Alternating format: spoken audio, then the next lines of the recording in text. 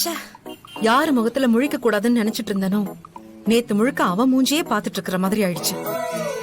நல்ல வேளை இன்னைக்கு அவனை பார்க்க வேண்டிய தேவை இருக்காது. மீனாட்சி வேற ஆளை அனுப்பி வைக்கிறேன்னு சொல்லிருக்காங்க. அவர்கிட்ட ஃபைல வாங்கிட்டு கிளம்பிடணும்.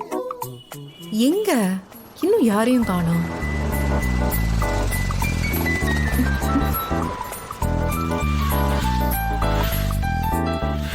என்ன மேடம், என்னையா தேடுறீங்க?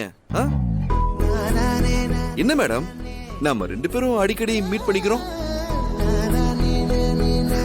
உங்ககிட்ட நான் போன்ல என்ன சொன்னேன்? என்ன சொன்னீங்க? இல்ல மேடம், நீங்க நிறைய சொன்னீங்க. குறிப்பா இதத்தான் சொன்னேன்னு சொன்னீங்களா? அத நான் மறந்துட்டேன். அது நான் மனசுக்கு பிடிச்சவங்க கிட்ட பேசினா அவங்க பேசுறத கேட்டுக்கிட்டே இருப்பேன். ஆனா என்ன பேசினாங்கன்னு நான் மண்டையில ஏத்திக்க மாட்டேன். மேடம், ஏதாவது கோவமா சொன்னீங்களா? உங்களை நான் பார்க்கவே கூடாதுன்னு சொன்னேன். சரி சரி சரி, சாரி மேடம். எங்க அண்ணி தான் இந்த ஃபைல உங்ககிட்ட கொடுத்து வர சொல்லி அனுப்புனாங்க. நான் முடியாதுன்னு தான் சொன்னேன் மேடம். துளசி நம்ம வீட்டு மருமக. என்னது? இல்ல இல்ல, அது நீங்க எங்களுக்கு அந்த முறைதானே வேணும். அத சொல்லி இந்த உதவிய பண்ணுன்னு சொல்லி என்ன அனுப்புனாங்க.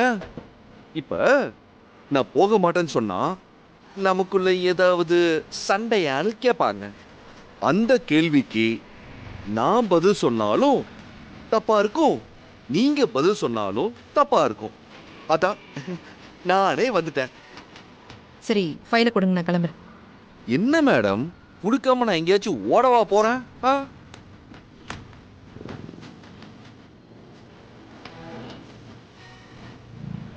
மேடம், இவ்வளவு தூரம் வந்துட்டு சாப்பிடாம போன எப்படி?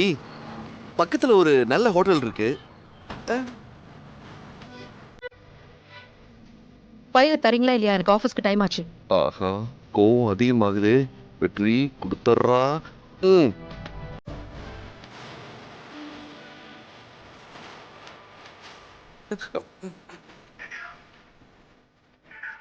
சரி சரி, செக் பண்ணுங்க மேடம்.